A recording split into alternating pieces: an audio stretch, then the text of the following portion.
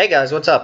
It's been a while since we've looked at any spoilers, but we do have a couple from the Commander 2017 set. Now, these aren't exactly spoilers; they're not official. They are leaks, but I mean everything looks to be in order, and from past experience, these leaks are pretty spot on. So, while I'm not a big fan of leaks, I will take what I get, and it does give us a kind of a good insight into what we can expect from 2017's Commander product.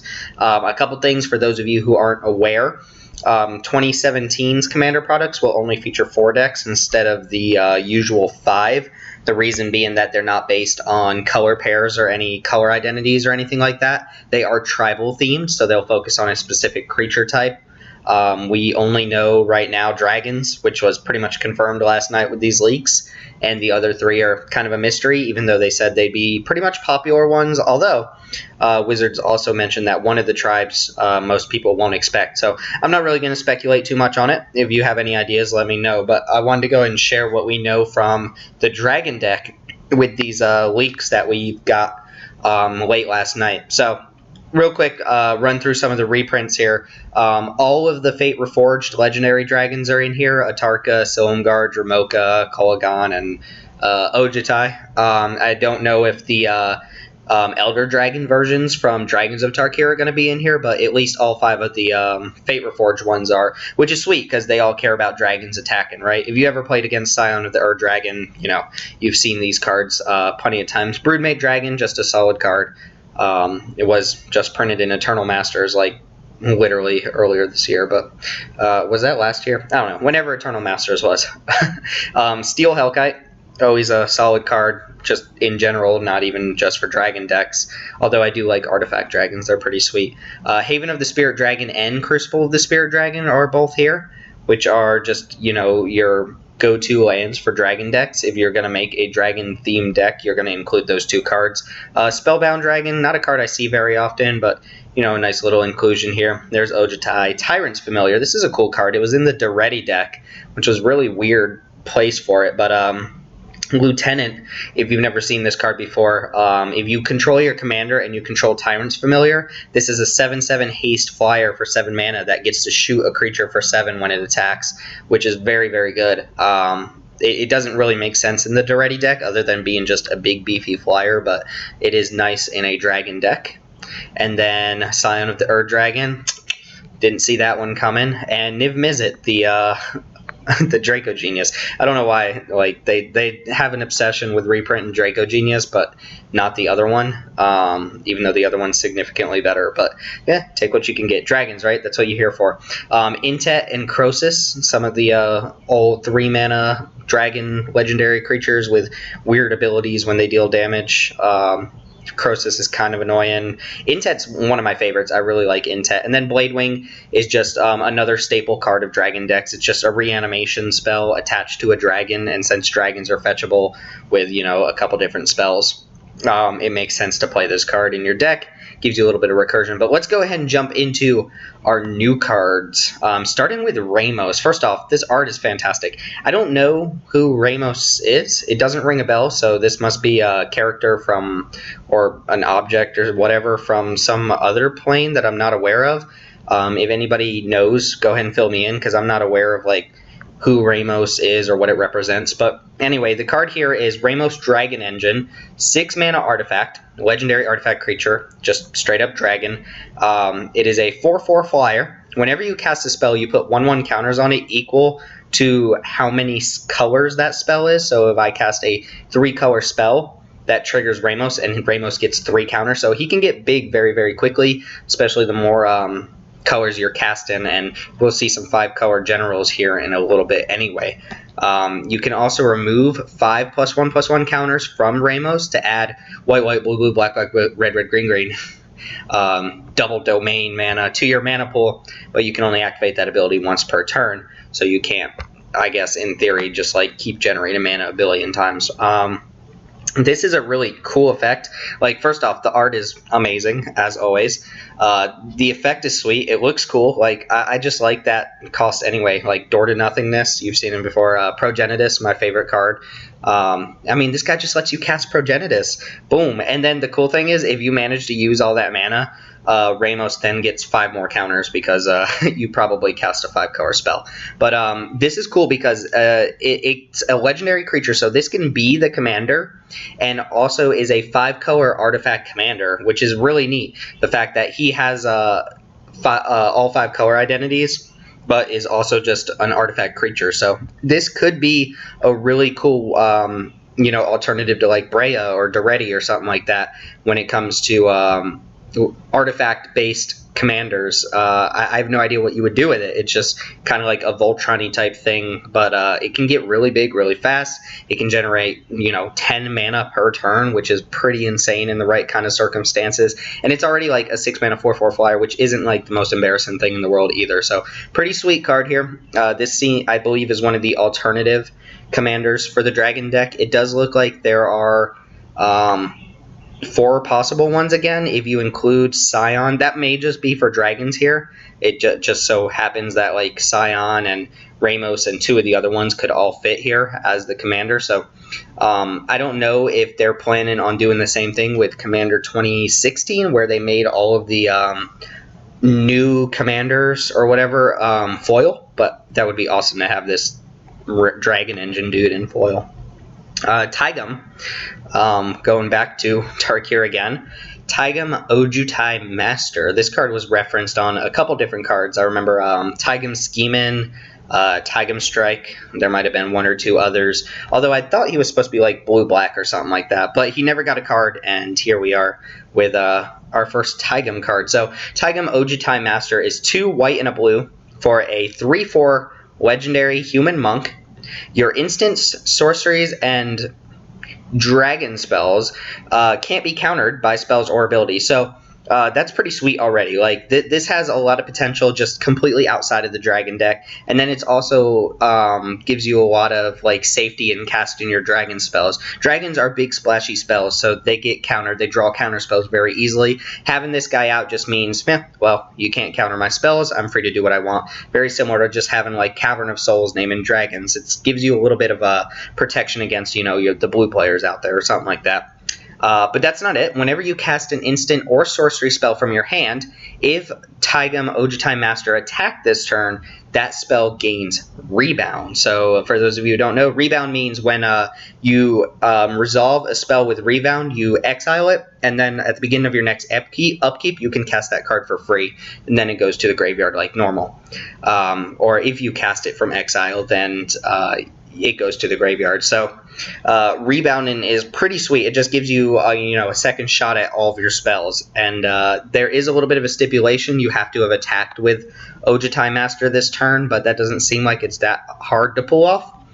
I guess this is a new alternative to just like a white-blue spell-based commander. I'm not sure if there are any white-blue spell-based commanders. They're usually like in the Is It range or something like that, but this is a really cool card. It fits in Dragon Tribal, and I'm a big fan of creatures that fit in tribal decks but aren't that tribe's creature type. For instance, this is a human monk that benefits you in a dragon deck. The same way something like Grave Titan, which is a giant, is very good in a zombie deck. It just gives you a little bit of extra leverage, but it makes you kind of like play this game like, do I include it? It's not part of the tribe. I can't fetch it as easily as I can some of my other ones. It doesn't get lord effects, blah, blah, blah. But it's just altogether a solid creature here. Moving on, now that my battery is not dying. This card is sweet. Let's check this out. This, I believe, is the face card of the dragon deck that we're going to see. The card that's intended to be the commander, the one that you'll play out of the box with.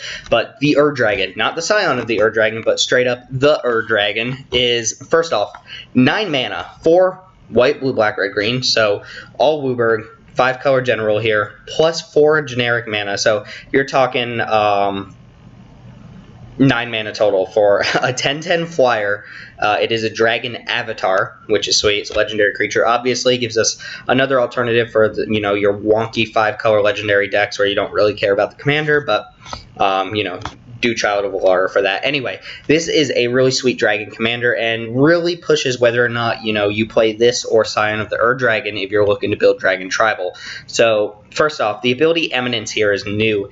It says, as long as the Ur-Dragon is in the command zone or on the battlefield, your dragon spells cost 1 less to cast. So, it's this spell reduction, and it works from the command zone too. So, already you want this as your commander just because it makes all the other cards in your deck cheaper, assuming most of your cards are actually dragons and you are a dragon tribal deck.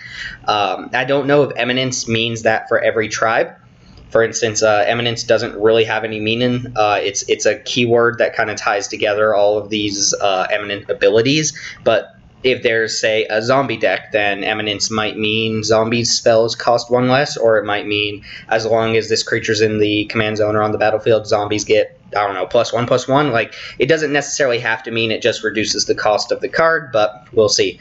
It probably will, though. So that's really cool, the fact that you can just have this sitting in your command zone and it has some sort of relevance to the game. The same way something like Oloro sits in your command zone and very cheaply gains you life for doing nothing. It rewards you for, just having a card face up. And then you play this at some point in the game when you have 9 mana, and it still has that ability. If it's on the battlefield, your other dragon spells still cost 1 less, which is really sweet.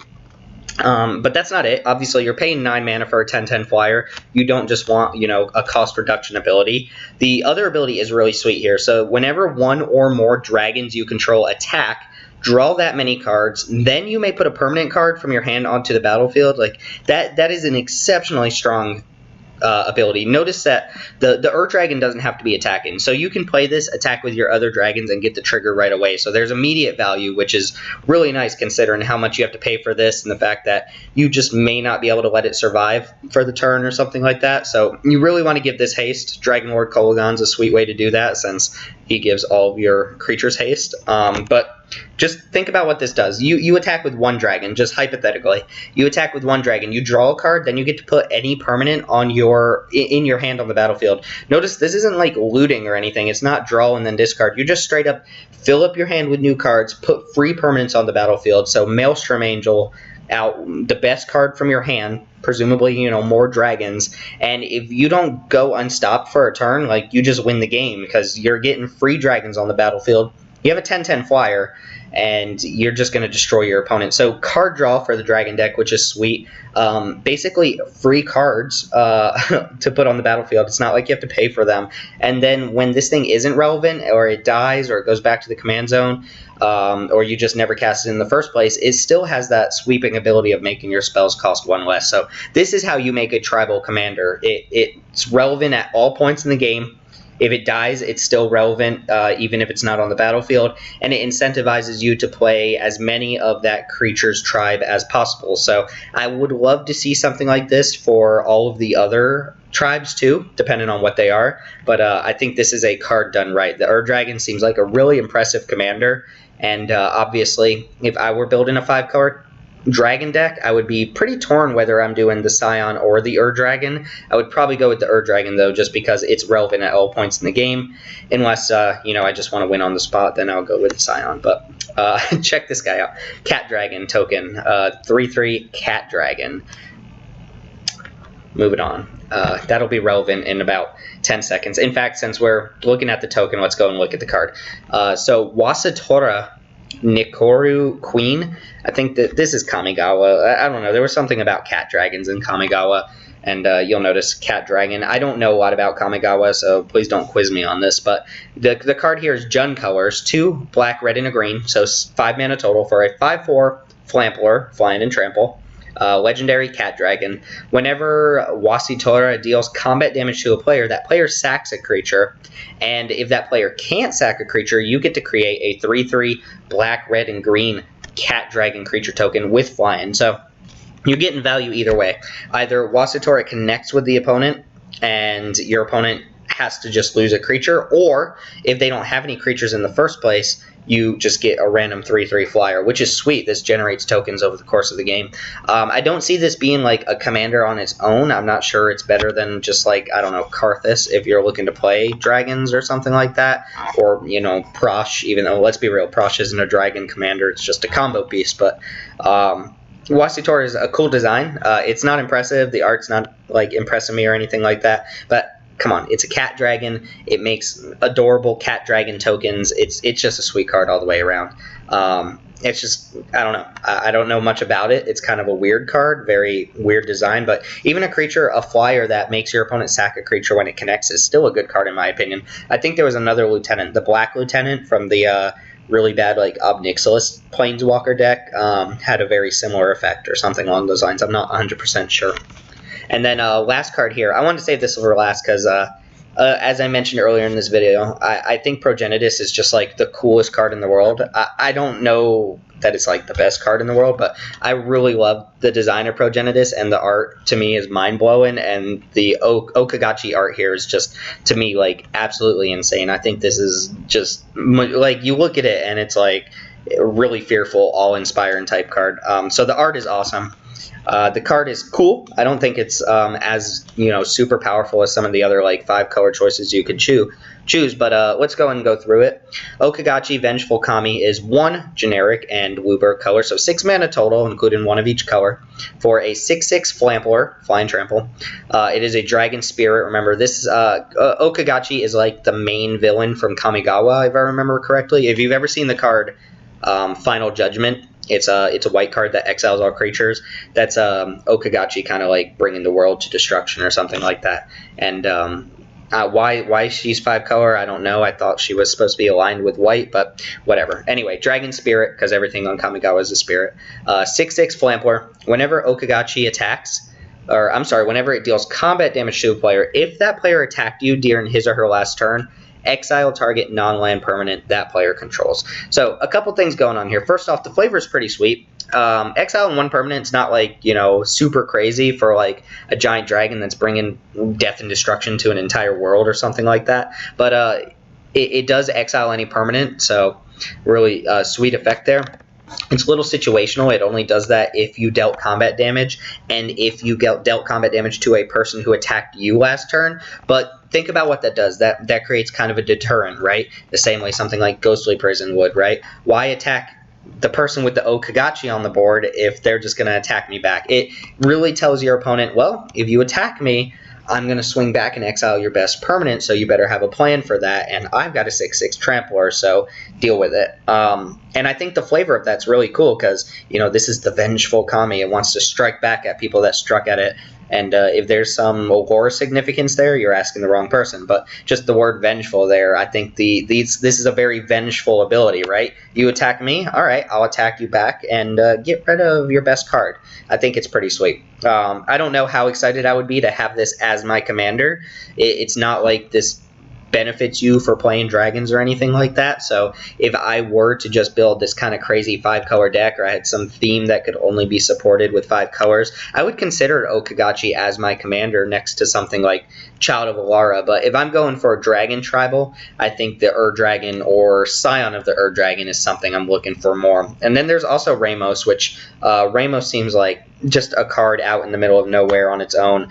But I have no idea what to expect from these. It is nice that we now have 3 more possible 5-color commanders for people who like stupid decks, but as far as Dragon Tribal goes, this is a good sign. Lots of support, right? Cool cards, awesome designs, new characters, like characters that we knew existed but never got cards for. This is just like fantastic. This is what we want to see, right? Good reprints. Like Scion, I don't think is a cheap card as far as I know. The rest of these aren't super expensive. Maybe Haven's a couple bucks or something along those lines. But cool reprints. Has a lot in store for us, cool new cards, and it really gets me hyped to see what we have for the other tribes. But the first thing I'm going to be on the lookout for is trying to figure out what the other tribes are. I'm hoping they don't like beat a dead horse and do elves and zombies or something like that. I would really like unique tribes, but I think everybody kind of guessed dragons was going to be one of them just because of how popular dragons are and how kind of mix match the support for him is. Like, every set has some random dragon, but it's not often that you get like full-on dragon support or anything like that. So I think this card, these spoilers or these leaks are pretty awesome. And with that being said, I'll go and leave you to it. You can pick up your cat dragon tokens or whatever it is you want, and we'll see what's in store for us when we start getting official spoilers rather than random leaks here. So if you have anything to say, go and leave it in the comments below. If you have any guesses what tribes we can expect from Commander 2017, then let me know, because I honestly don't want to speculate, or I don't really know. And with that being said, my name's Timothy. Thanks for hanging out, and as always, I'll see you all next time.